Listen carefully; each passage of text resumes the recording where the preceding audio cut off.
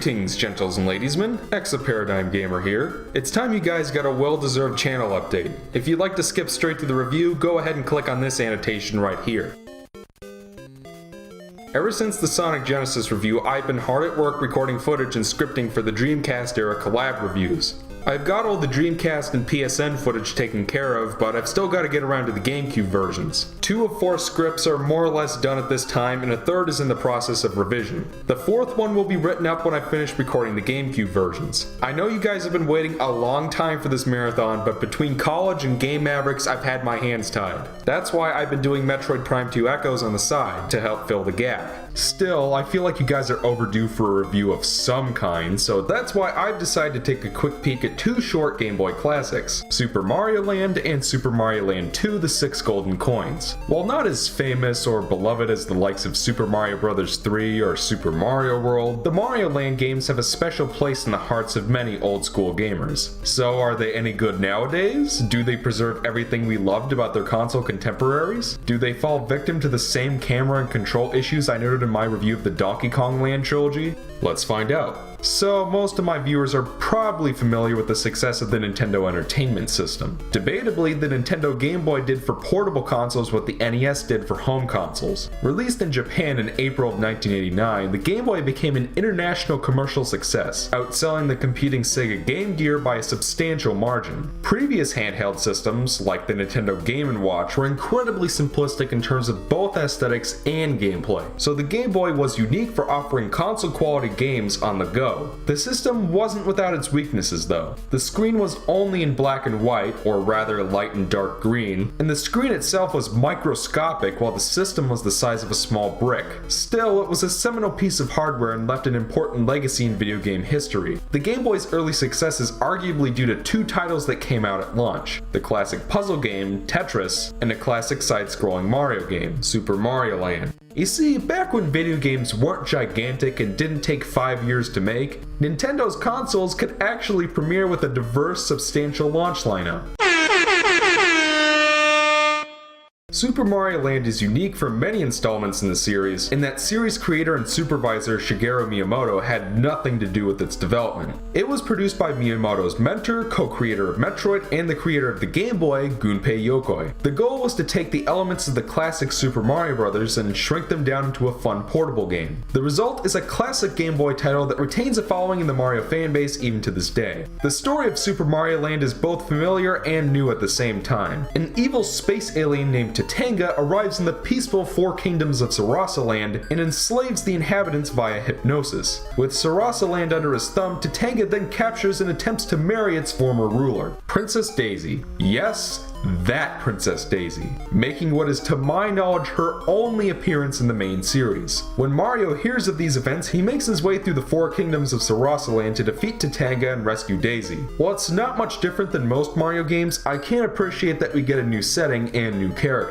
Visually, I think Super Mario Land understands something that Donkey Kong Land didn't. Because of the Game Boy's monochrome palette, contrast was the only tool artists had to distinguish one asset from another. Super Mario Land juxtaposes darker colored character sprites against a mostly lighter colored background. Compare this with Donkey Kong Land, where everything blended together and made an already frustrating game even more so. Needless to say, Super Mario Land doesn't have this problem. Beyond that, the game still possesses plenty of visual charm. The line art for the background represents a unique aesthetic, and the sprites are adorable. The art direction is unique compared to other installments, featuring deserts, seaside coasts, mountains, and Asiatic forests. Sure, the visuals look dated by today's standards, but I still enjoy them for what they are. The soundtrack, on the other hand, is amazing.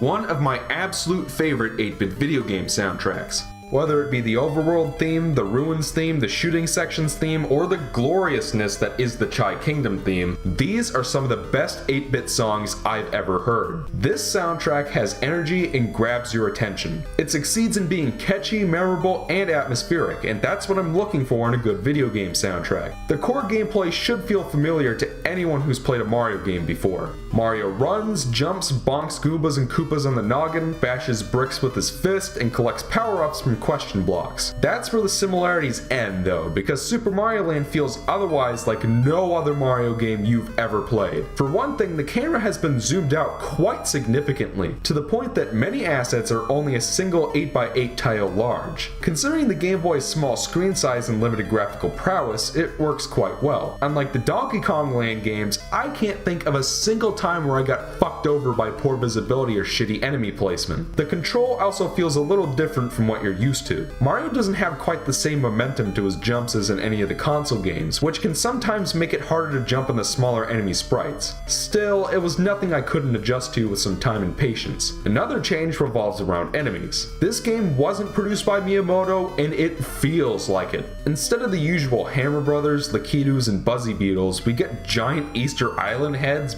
big motherfucking spiders, and scary spear-toting bugs. Even the more familiar enemies have changed. Koopa Troopas explode after you kill them, piranha plants look like spinning taco shells, and bullet bill cannons come out of pipes for some reason. The bosses range from a giant seahorse to a radioactive cloud. In terms of power-ups, the classic flower now allows Mario to throw super balls instead of fireballs. Though the super balls are effective, you can only throw one at a time, which means that if you miss your target, you have to wait 5 seconds for your ball to bounce around and wear off before you can throw another one. In case all that wasn't strange enough, getting a Starman will play a portion of Jacques Offenbach's Orpheus in the Underworld.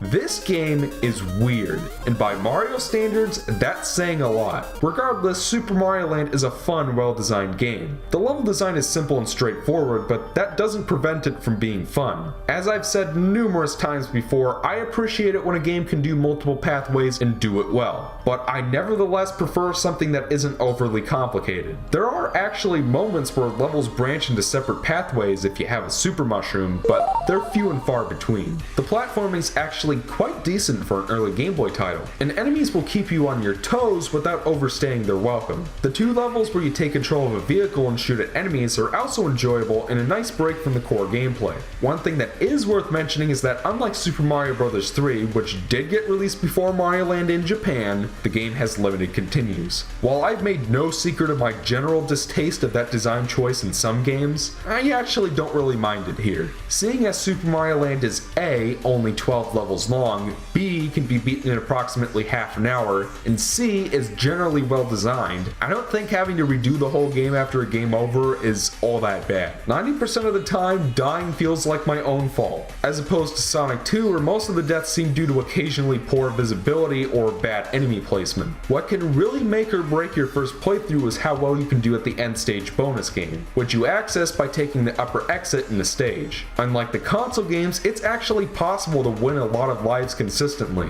If you do well at this bonus game, you'll become amply stocked with lives for the occasional screw up. If you have a strain of bad luck, however, a handful of dumb mistakes can send you back to the title screen in no time. In general though, if you're paying attention to what's going on and can win well at the bonus game at least once in a while, you should make it through this game just fine. At the very least, I appreciate the fact that this bonus game is here to give players insurance against limited continues. Overall, Super Mario Land is a rather solid Game Boy launch title. The graphics are appealing, the music is amazing, the level design is fun but decently challenging, and the difficulty is well balanced. It's not a masterpiece, but it's a lot of fun for what it's trying to be. If you've never played this game, I'd suggest checking it out. $5 in the 3DS eShop does seem a little expensive for a game you beat in half an hour, so I'll leave that determination up to you. So how does Super Mario Land 2 compare to the first? Super Mario Land 2: The 6 Golden Coins was originally released for the Nintendo Game Boy in 1992, and like its predecessor, was produced by Gunpei Yokoi. After defeating Tatenga and saving Daisy in Sarasa Land, Mario returns to his home, Mario Land, only to discover that a squatter has captured his castle. The sinister Wario, Mario's evil doppelganger, has also hypnotized the inhabitants of Mario Land and given the 6 golden coins needed to open the castle's entrance to his followers. To get his house back, Mario will have to recover the 6 golden coins from the 6 corners of Mario Land, infiltrate the castle, and defeat Wario. By Mario standards, the plot is pretty original and works rather well. Graphically, Super Mario Land 2 has seen a remarkable improvement over the first game. The sprites are bigger and more detailed, and the aesthetic feels overall more familiar than the previous game. Despite the added detail, the game retains a nice contrast between character sprites and backgrounds. Like the first game, the art direction is pretty unique by the series standards. Mario will scale giant trees, climb a giant robotic version of himself, and even go into outer space a full 15 years before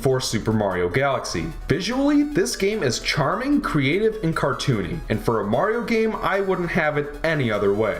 I loved the music in the first game, and the soundtrack in the second game is even better. Like Super Mario World, it takes to remixing a central melody a number of different ways, and it works just as well as it did there. I wish there could have maybe been a little more compositional variety, but I love the central melody they use so much that I don't really mind. Besides, there are a handful of amazing, unique tracks, like the Star Maze theme. Have I mentioned that Game Boy Mario titles have the best fucking credits music ever? Go give that track a listen after you finish watching this review. So what's the gameplay like? Again, it's pretty familiar by Mario standards, and even more so compared to the first game. Like last time, there are a handful of weird new enemies, like these pigs that shoot cannonballs, these sharks with boxing gloves, as well as a variety of ant and bee enemies. Still, the more familiar art direction keeps things from feeling jarringly out of place. The usual fire flowers and super mushrooms return, along with a super carrot that will transform Mario into Bunny Mario, who can fly a la the Super Leaf or the Cape Feather. Mario also retains the spin jump from Super Mario World, which can be used to kill enemies instantly or break open blocks. Super Mario Land 2 is rather unique for most Mario games in that you can access all 6 worlds in any order you want, and, taking a page from Sonic the Hedgehog, they're referred to as zones for some reason. Many stages are optional, and like Super Mario World, there are a handful of hidden exits and stages to access. After clearing about 4 stages, you'll face off with the zone's boss and collect their golden coin. Unlike the bosses in the previous game, which usually required you to dodge their attacks and hit a kill switch, all of the bosses in Mario Land 2 require you to learn a pattern and land 3 hits on the boss. Compared to many later 2D Mario games, these boss fights stand out as some of the most original and memorable in the series. None of them are really that challenging, but neither are 90% of the bosses in any of the console games. When it comes to control, the game runs on a modification of the Super Mario Bros. 3 engine and works quite well. Despite Mario's larger sprite size, visibility never really seemed to be an issue. Mario's running speed is capped to keep things manageable, enemy placement usually gives you enough time to react, and the level design is generally structured with the more limited camera in mind. I can think of very few times I was surprised motherfuckered by enemies from off screen, unlike the Donkey Kong Land trilogy. The level design is also really well done, featuring a mix of horizontal and vertical platforming, some pretty creative set pieces, and unique stage hazards. Things are kept simple while also offering some occasional alternate pathways or side rooms to appease players with a penchant for exploration. Like my favorite classic platformer, Donkey Kong Country 2, every stage does something new, which helps Super Mario Land 2 to make a memorable impact despite its relatively short length. In terms of difficulty, Super Mario Land 2 remains as well balanced as its predecessor. Obviously, there's the great control and camera, and the 3 save files are also a welcome addition. Similar to last time, reaching the bell before the end of every stage will allow Mario to play a bonus game for power-ups and lives. And he can also spend coins to get even more lives at the casino next to Wario's castle. Super Mario Land 2 isn't super hard, but it doesn't exactly hold your hand either. Some bosses can be semi-tough, and the final romp through Wario's castle will give you a run for your money. As is, I find that Super Mario Land 2 makes for a fun, relaxed experience. Overall, Super Mario Land 2 is a fantastic Mario game and gets my vote for the best game on the system. It succeeds in bringing the home console Mario experience to the Game Boy while also doing enough things new with the formula to stand out from any other 2D installments. The graphics are fantastic, the music is great, the level design is really good, and the difficulty is moderately challenging. I don't care if this game is only in black and white and can be beaten in about an hour and a half. It's an absolute blast to play from beginning to end, and deserves to be revered along with the likes of Super Mario Bros. 3 and Super Mario World. This is classic Mario action at its finest. If you haven't played Super Mario Land 2, I implore you to splurge the $5 on the 3DS eShop version this instant. You won't regret it. Anyways, that more or less covers my thoughts on the Super Mario Land games. If you enjoyed the review, consider clicking clicking the like button and also the subscribe button if you want to stay up to date on future videos. I might consider doing more short reviews like this in the future, as I really liked how this one turned out. For now though, I'll be continuing the Metroid Prime 2 series as well as side work on the Sonic reviews. Until next time, I'm ExoParadigmGamer, and I hope you enjoyed the review.